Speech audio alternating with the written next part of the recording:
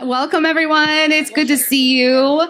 I am especially excited for this panel because I get to be in the moderator chair, which I've never done before. I was telling them I'm usually on this side. So this is really exciting for me. So why don't we just go down and have everyone just introduce themselves because I don't think anyone can see the screen because of the glare. Hi, everyone. I'm Lindsay Amodio. I am the VP of Account Management at Sensor Tower. And the best part about my job is I get to work really closely with some of these amazing brands up here every day and learn about how we can be better partners in the competitive and digital intelligence space. All right. Good morning, everyone. I'm Amanda Bailey. I'm Vice President of Loyalty and Customer Marketing at Lowe's.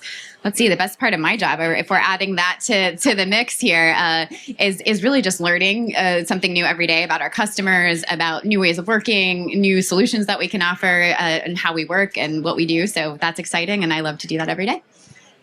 Hi, everybody. Good morning. I'm Benedict. I'm Vice President of Global Sales and Partnerships with Roku. Pleasure to be here. I'd say the best part about my job, outside of getting to be at Cannes, I think 15 years in a row, which is amazing, is the connections that we're building with audiences. So really excited to talk about the attention economy today. Yeah. Hi, I'm Josh Campo, the CEO of Huge, and I would say the best part of my job, in addition to spending time in the south of France, I get to come to work every day and spend time with 900 of the smartest, most creative folks in the world and get made to feel pretty dumb, but get inspired at the same time. So I love it. Great. And for those I don't know, my name is Ashley Travis. I currently lead growth marketing at Pizza Hut, but I've worked at Amazon Prime, Starbucks, PepsiCo, KFC, and I think throughout my career, what I've discovered is that reach doesn't seem to be the issue. You can spend media dollars, you can buy reach, but it's capturing a customer's attention and getting them to stay that becomes the hardest part. So today's conversation is about how we leverage technology and the changing landscape of our industry in order to do that. So we're going to start with you, Lindsay, because in your role, you kind of have this overarching view of measurement. And you said something in our prep call that really kind of guided my moderation guide, where you said, I don't want to get it wrong. It's not just about what captures someone's attention, but what keeps it. So I'd love to hear from you of what the data is actually telling us and where brands are winning and losing in doing that. Yeah, there is no surprise, right? People are fighting for attention everywhere, and the amount of attention people have is limited, but also quite abundant at the same time. And I think what we see that's really interesting is that being able to not only get their attention, but keep it is where we actually see that brand find the success. Some really crazy stats from, our state of mobile in 2025 is that consumers spent 5.3 trillion hours in mobile apps in the last year, which is a crazy, crazy number. And you are fighting with everyone in this room to be able to make sure, right? Similar to all these activations on this beach, trying to get folks in the door for their panels, for their content, for their events, you need to find that way to connect with them at a level deeper than just that initial touch point and being able to really drive that relationship to come back and to return. I know, Lowe's, we were just talking, does a really great example with that, with their rewards program. And rewards are a great way to, not only get consumers in the door, but keep them there, but offering multi-layers to that program, not only for homeowners, but also for the pros, to be able to speak to the different value props that will not only educate the different kind of shoppers and consumers that they're servicing, but being able to really speak to those, individually. Similar with Roku, right? Having the multiple, placements that users are going to see when they are on their home screen versus shoppable content or in program streaming, and being able to make that connection past that first impression, because consumers are spending, right? And just in-app revenue, and I know we don't have total revenue in our data, but in-app revenue on mobile apps grew for the first time last year to surpass the in-app gaming spend, which has never happened traditionally. 167 billion last year, which is all of your subscriptions to your chat GPTs, to your Spotify's that we're able to measure. But being able to keep that recurring revenue come in as a source shows us that for the brands that are really able to capture this well, the consumers are coming back and paying for that relationship. So I think those are some of the key areas where we really see, being able to hit them where it matters, but also being able to continue to serve past that first impression. Yeah, it's really interesting because if you look at a lot of brands and where we're spending our dollars and our advertising dollars, so much of our budget is still going to traditional media. But there seems to be a gap in where we're trying to reach people's attention traditionally and where they're actually spending their time, trillions and trillions, hundreds of trillions of hours. So there seems to be a gap in like where the spend is and trying to get people's attention, but where they're actually spending their time. And so, Lauren, I'd love to hear from you because we talked a little bit in the prep call about Roku and your ability to really connect and reach people in different ways through the experience. So I'd love for you to take us through like what does a brand look like when they're showing up intelligently in the space? Yeah, sure. So thinking about Roku, we are in 100 million homes globally. And so that is massive reach, and 125 million unique people come through our front door every single day. So that's reach and scale. But the engagement story is a really powerful proposition. So we see our viewers come through the Roku front door 25 days out of every month. So it's about these habits they're creating. I know, 25 days, right? That's big. The next highest app is probably somewhere in the 8 days a month. And so we talk about engagement and we talk about value to the viewer. And so thinking about the NFL is a really great example. If you want to watch this season of the NFL, you probably have to have 7 different apps. So there's an audience fragmentation problem right there that we are solving for by creating zones. So we've got, a bunch of different zones, whether it's sports zones around each of the different leagues or different genres, home, food, lifestyle, etc. The NFL zone, though, is a really great example. Lowe's was actually a sponsor. Oh, right here. Sorry, I'm overheating. But Lowe's was actually a sponsor. And so the beautiful part is on our home screen, we're curating the NFL zone. Lowe's is a sponsor of that zone and then following the viewer through their streamer journey. So we talk about kind of really pairing together the home screen interface that is, the native experience and then following the streamer as they choose what they're going to watch. And so there's a huge, powerful proposition there in terms of being fully integrated into the operating system. And then, when the viewer is selecting the video content they want to watch, the brand showing up. And that's really how we go from the top of the funnel down to the bottom of the funnel. So that's one of the ways with which we're really engaging with the audiences to bring value. And then brands are really creating a connection because they're part of that experience and that value exchange with the viewer.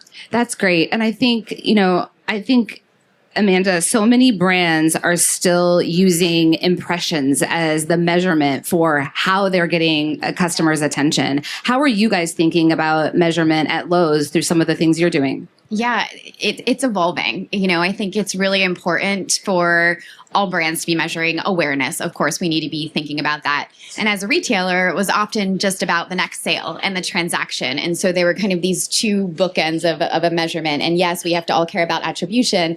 But at the end of the day, and what loyalty has really given us permission to do is really think about the customer and the value that they're delivering. So, measuring things like how many new to brand customers are we getting? Are we getting customers that are younger? Are we getting customers that are buying across our entire store? And so starting to look at, everything from, who they are, what they're buying, how often they engage with your brand, not only in what they buy, but how they're using your experience. So from a loyalty perspective, are they using the benefits that we have to offer? Because we find that when they do, they're double the value, triple the value of any other customer not engaging in the program. So, for us, it's of course looking at all your traditional marketing metrics, but also paying a lot of attention to customer behavior and starting to put that at your executive level in front of the teams that are really looking at business performance and also looking at customer performance.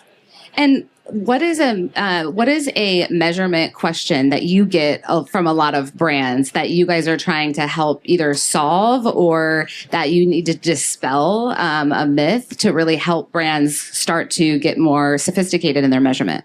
Yeah, I think, one of the most exciting things about what we can do now with a lot of the different data companies that we acquired, but also, from the fact that we have such a substantial first party panel, we're able to understand what that behavior looks like across the different, channels that they're looking at. So from being able to see that ad exposure and if there was any action or intent on it to then be able to look at in the following weeks, right? Did app usage grow? Did we get a bunch of net new downloads? Was it to acquire new users, or was it really kind of a customer loyalty play to be able to re-engage or drive a certain promotion? So being able to look at that kind of from the full comprehensive view of the 360-degree customer relationship is really huge. And, I know you mentioned it's hard to still use impressions as a metric, right? And that's something we truly believe too, rather than focusing on the impression specifically, because the reach can be, powerful, but did your impression change that customer relationship in some way so that the next time you're not necessarily having to rebuy their attention each and every time,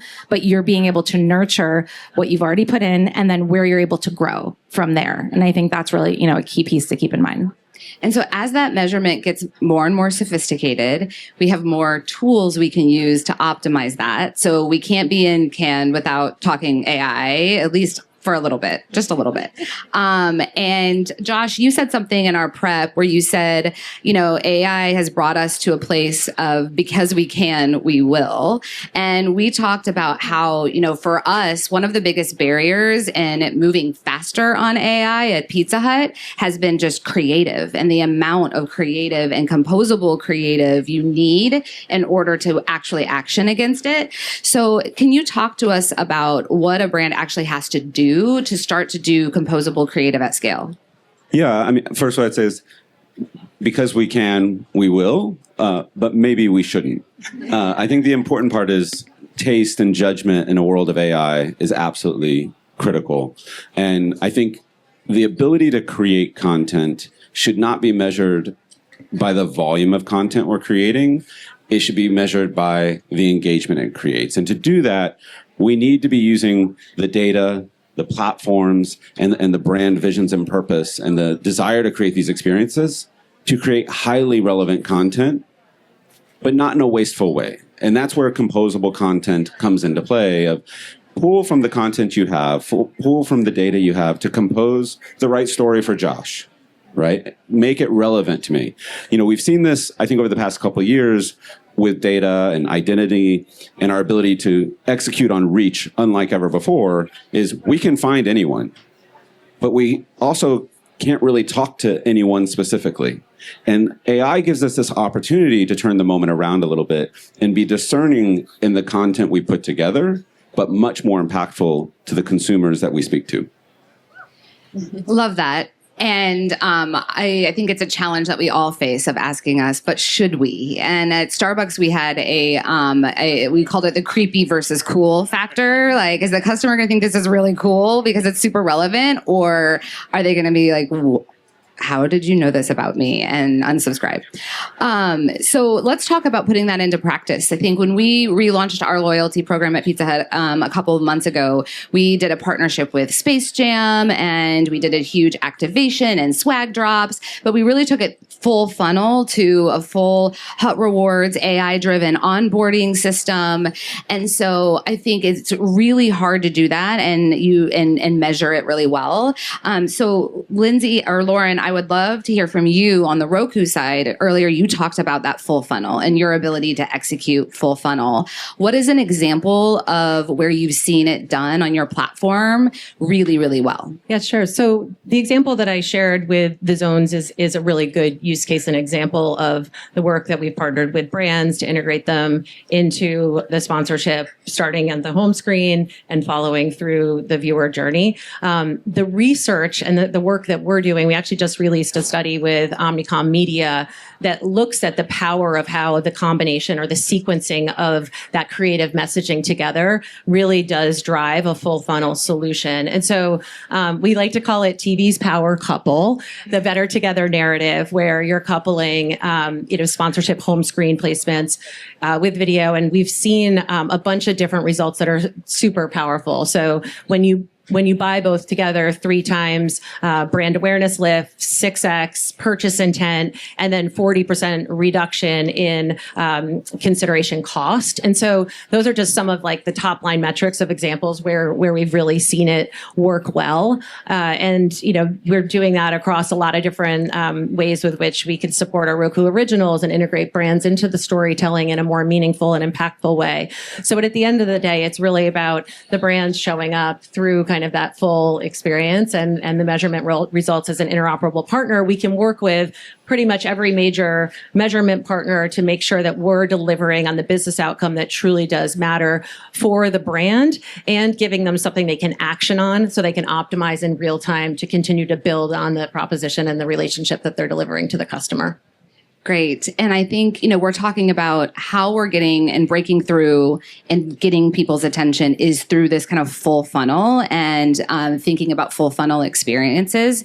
And I think, as brands, when we can pair what's happening on the digital screen, what's happening on your phone, and then in real life experiences, there's like a magic that happens. And so, Amanda, I'd love for you to talk about how you're doing that with the loyalty program at Lowe's. Yeah, happy to. And probably one of my favorite things to talk about with our loyalty program. And we have nearly 1,800 stores across the country, which is a huge part of our brand experience. So as much as we, bring our brand to life digitally and in our advertising, we have a huge job to play, in our stores. And in January of this year, we relaunched our My Lowe's Rewards Kids Club. And I don't know about anyone that has kids, but my kids decide everything from what coffee shop we're going to what grocery store we're going to.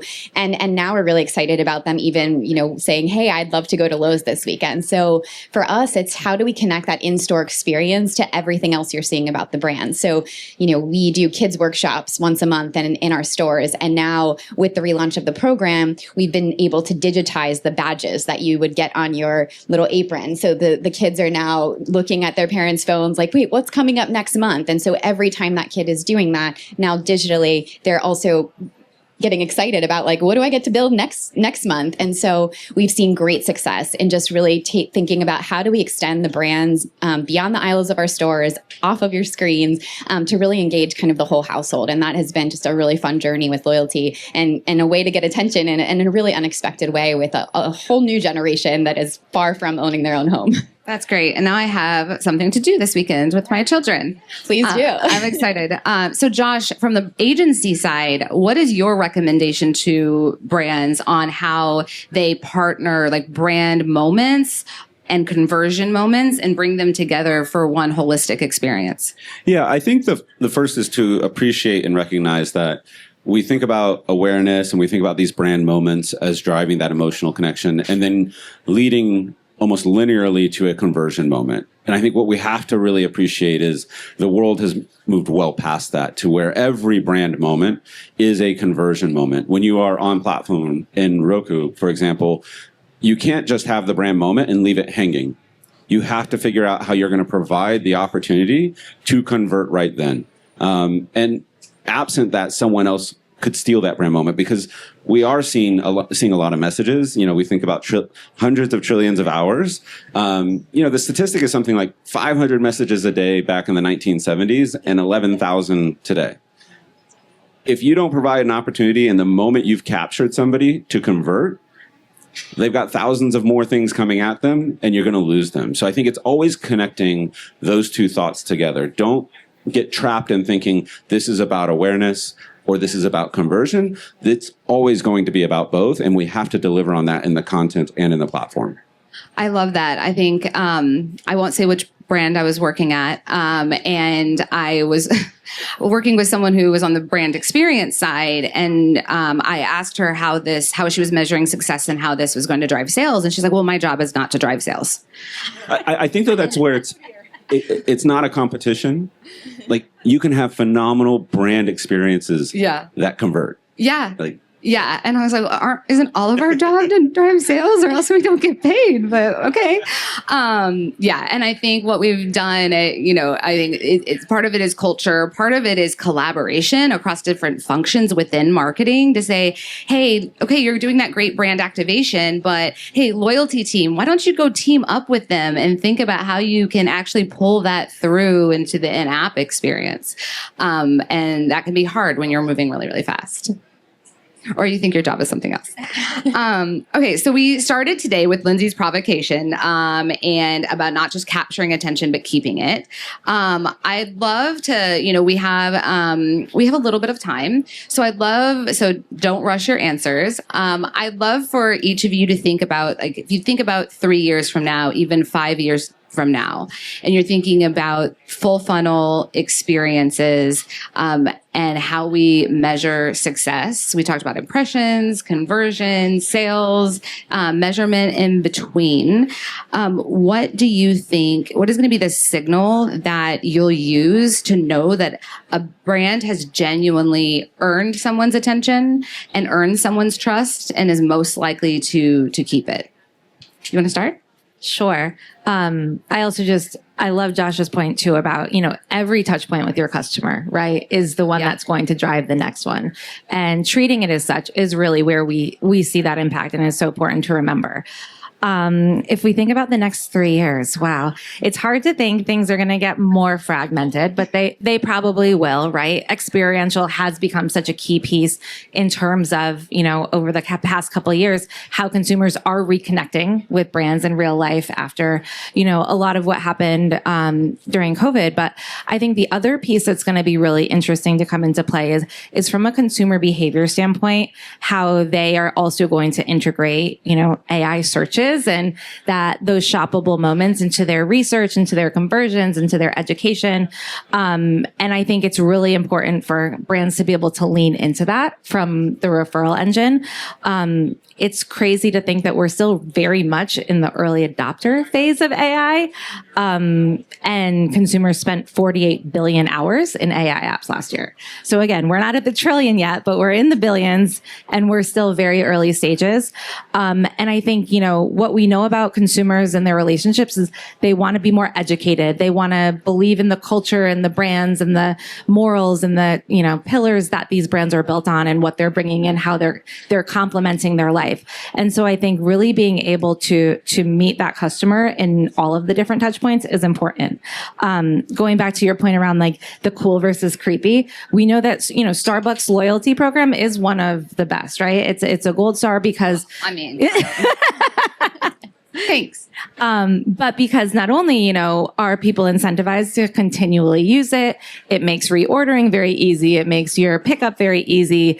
It gives you the notifications. It really, is simplifying the consumer's life. And I think that simplification is what makes it so popular.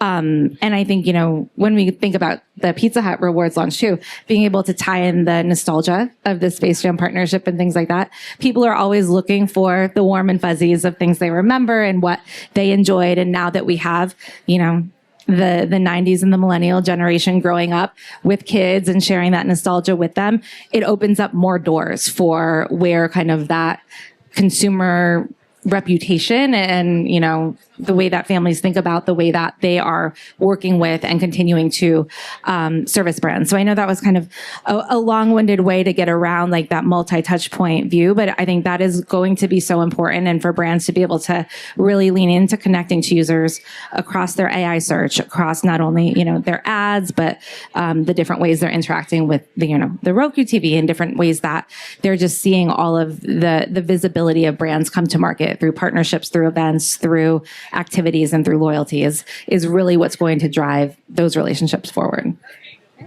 All right, I guess I'll pick up from here.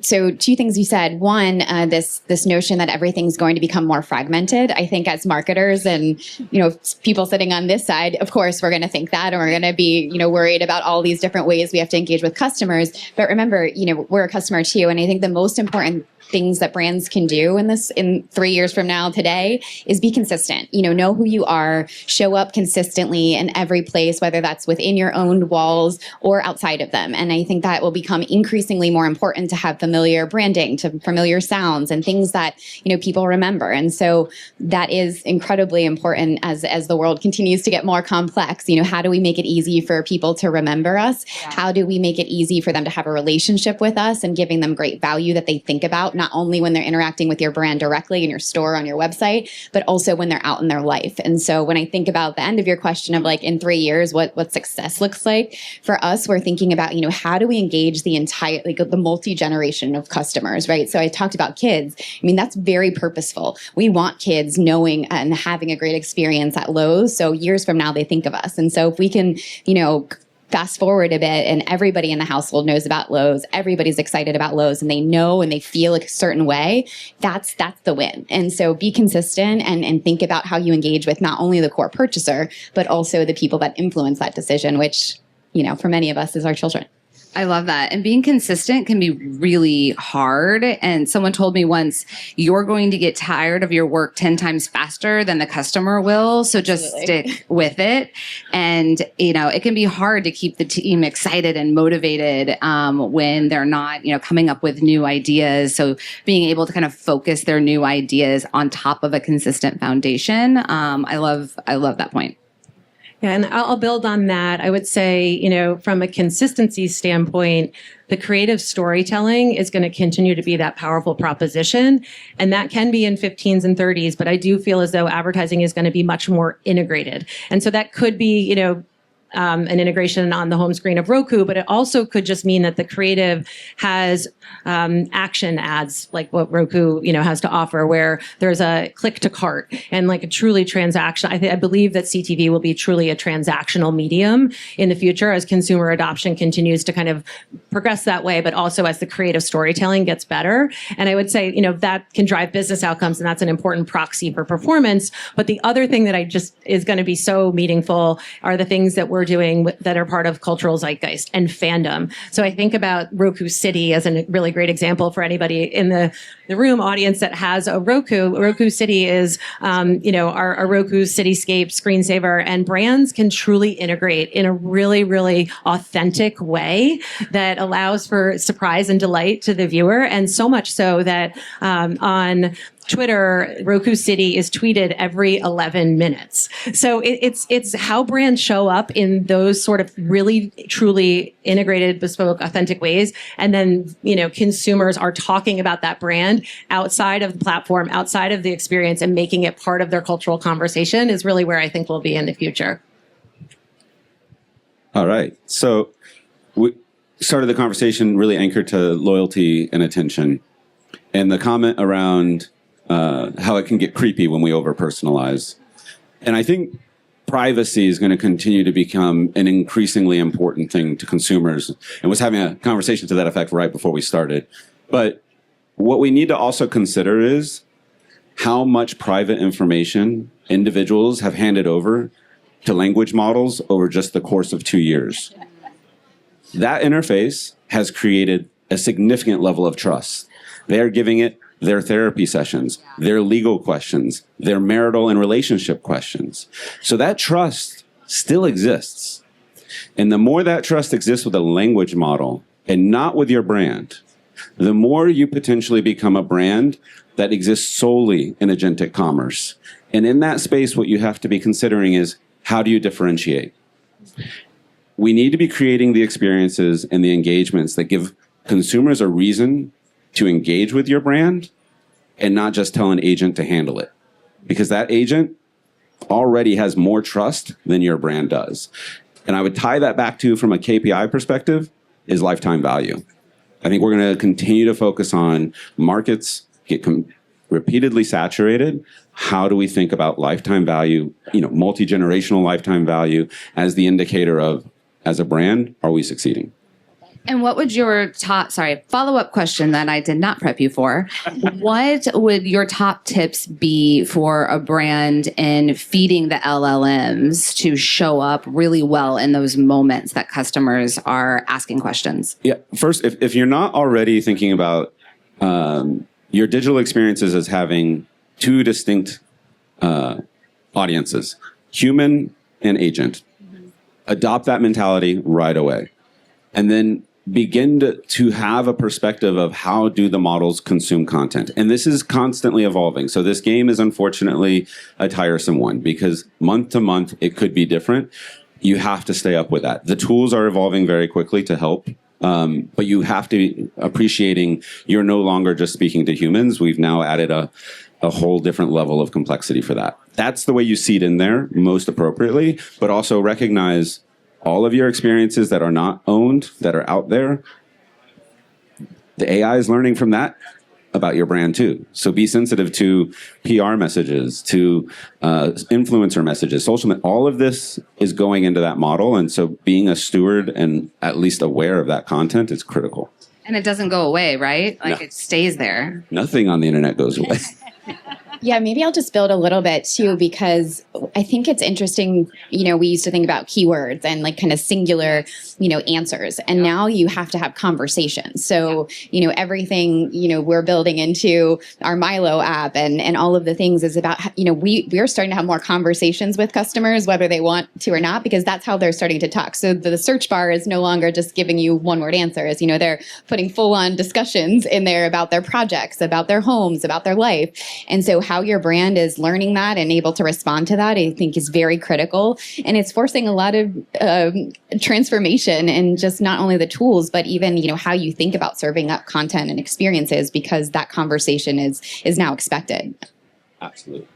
Okay, so if you did not listen to this panel and you want key takeaways to post on your LinkedIn for what did I learn at Cannes at Brand Innovators, I think the two big takeaways from this panel are one, to capture attention in this crazy attention economy. One, build omni-channel full funnel experiences. The sum is truly greater than the parts.